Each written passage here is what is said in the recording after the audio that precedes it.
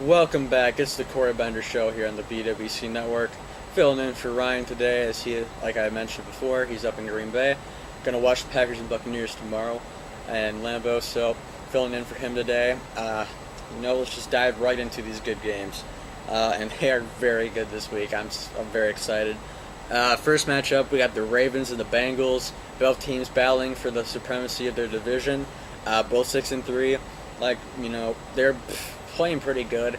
Joe Flacco hasn't been playing as good as we thought, but he led a fourth quarter comeback versus the Steelers. They've swept them in this division. So, this is a tight division right now. I believe the Steelers are 5-5 or 5-4, something like that. Really, they're playing pretty good. But all these teams, the Bengals, they haven't played the best schedule. Their schedule's been pretty easy. I'm not buying Andy Dalton yet. I'm kind of surprised they're actually 6-3.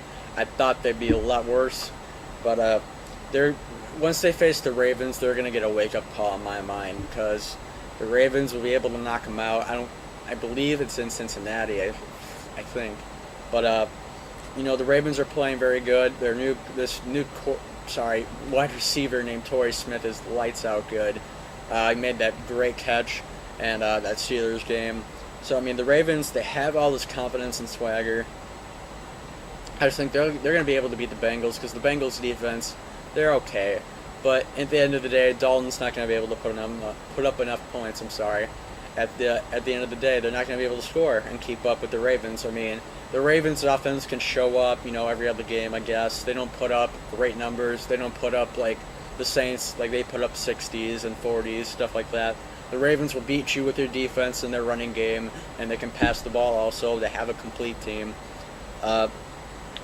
Really look for the Ravens to win that game. Lions versus Panthers. The only reason I put this in here is because the Lions got destroyed on Sunday versus the Bears. So, this is a very tight race to get second place in the division for the NFC North. So, because now the Lions and the Bears are both tied in their series this year. So there's no tiebreaker. So they have to win all these division games and stuff now from now on if they end up having a tie. But the Lions need to beat the Panthers to be able to keep up in the division with the Packers, who could most likely be going 10-0 this week. Cam Newton could cause some trouble with this defense of the Lions. The Lions defense, they're going to put pressure on that offensive line. Cam Newton's going to have to run a lot in this game, which I don't think he'll mind doing, but his receivers, I think Steve Smith and Greg Olsen will have a good field day on the really bad secondary of this Lions team, because if Jay Cutler and his really pretty crappy receiving core can beat them up, I think the Cam Newton, Steve Smith, and those guys will be able to tear them up.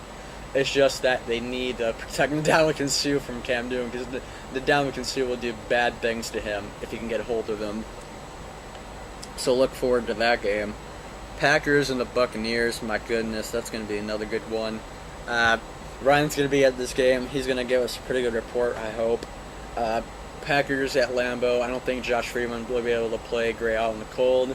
Now, granted, it's not snowing yet, but, it's just getting colder out. They play in Tampa Bay, and even then he can't play that good. So imagine him playing out in the cold, in this really, pumped up crowd in Lambeau. They're 9-0. They have everything going for them. Aaron's going to be the MVP most likely this year. They're playing lights out. Excuse me for a second. They're playing great. They won't be able to run the ball enough. The Packers defense will be able to shut them down. I think this week maybe the Packers can get their defense back on track, playing to where they were last year. Bears-Chargers. The Bears, once again, this game's important because the Bears need to keep up in the division with the Lions. Now they're both 6-3. I don't think they'll be able to catch up with the Packers unless the Packers tank the rest of their games. But really, all these games for the Bears are really important. They're facing AFC West teams the next 4 weeks, including this week. So the Chargers are falling apart. The Raiders are going to win this division most likely because Philip Rivers is throwing a million interceptions. It's terrible. The Chargers aren't playing at a level they should be. Now, granted, every year they start out high and then usually they kind of fade away, but this year they're fading away pretty early. Eagles and Giants, this game's important because the Giants need to keep a hold on that division lead if they want to quiet the Cowboys down. But it's going to be interesting to see how the Eagles can play without Michael Vick and Jeremy Maclin, because that Giants defense is going to pass rush the crap out of Matt Kafka or Vince Young, whoever they decide to go with. And I don't think Kafka will be able to perform, against this Giants team, who their defense is playing at a great level. Eli Manning's been having a quietly good year. He's not going to throw the most touchdowns in the game. He's not going to have MVP seasons, but he's cut down his interception totals a lot. He's really showing that he can come in the clutch also. Remember, beginning of the year, he was asked the question, are you an elite quarterback like Tom Brady or Aaron Rodgers or any of those guys? And he flat out said yes, and we all turned our heads like, and I kind of still go, I don't think he's quite elite yet. Maybe if he gets another ring and can have an Aaron or Tom Brady type of season, then yeah, he's an elite quarterback. But he's not there yet.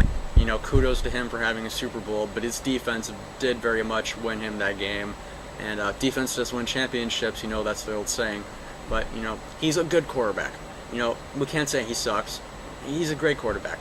He's just not in the top 5 yet.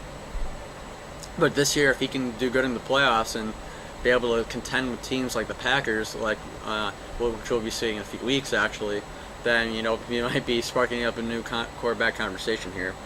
Now that Peyton Manning is on the decline and Tom Brady's also on the decline, so. All right, let's get to picking these games.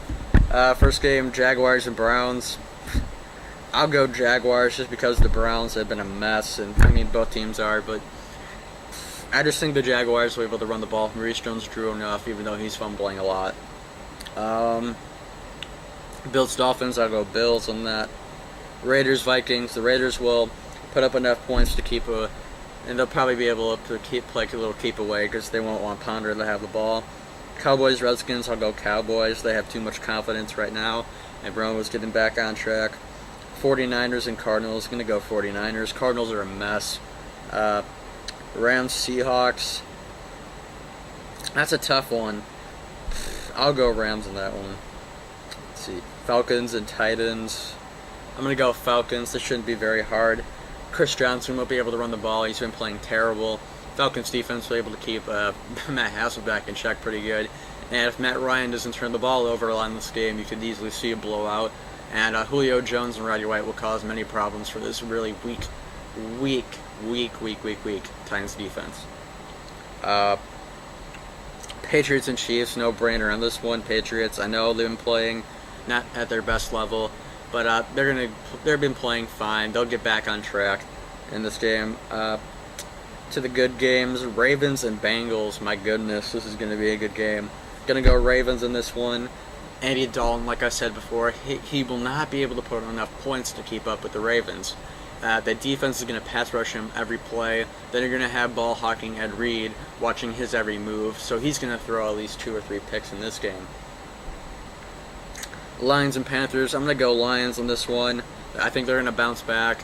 They're going to put too much pressure, I think, on Cam Newton. I know the receiving core is really good, but Newton's been, when he's under pressure, he can perform okay, but when you look at it, Matthew Stafford's going to be able to throw the ball all over this Panthers D. Packers, Buccaneers. Packers are going to win this. They're going to go 10-0, and I don't want to be a homer on this. I try to be as objective as I can. Like I said, the Buccaneers can still win this game. Josh Freeman's going to have to play at a level where he's going to have to be cautious. They're going to have to throw a lot of screens, short, dinky passes, and really, because this Packers defense just give up a lot of yards. I'll be the first one to say I watch them every week. They give up too many yards. They usually can let up a lot of points too. But it's just going to come down, can they protect Josh Freeman enough to where they can score enough points? And on the flip side, can the defense stop Aaron Rodgers in that offense, which is going to be very hard to do. So Packers on that one. Bears, Chargers, I'm going to go Bears. The Chargers are a mess, and the Bears look like they got something going on now. Many people thought they were going to fall apart this year. They're playing at a pretty good level. Cutler's been throwing not a lot of interceptions this year, especially with his really bad receiving core and his crappy offensive line. They look like they're actually getting something together now. Their defense is playing great. It's an old group, but they showed against the youthful Eagles team that they have a lot of speed, man. They are good. Urlacher's playing at a great level. You know, all these guys are playing good. Eagles and Giants, I'm going to go Giants. It should be a no-brainer. Eli's playing at a good level. I've said it before. Macklin and Vic out, it's going to be a win. Even if they were in this game, I don't think they would be able to beat them because the Giants have a lot of weapons and receivers, and Mario Manningham, Vic Cruz, what was his name? There's a Kevin Boss is all right. So I mean, and then the running game with Ahmad Bradshaw and Brandon Jacobs. You know, screw Brandon Jacobs. Never mind. He's a joke. Ahmad Bradshaw is good. So, and that defense will keep Mike Kafka in check.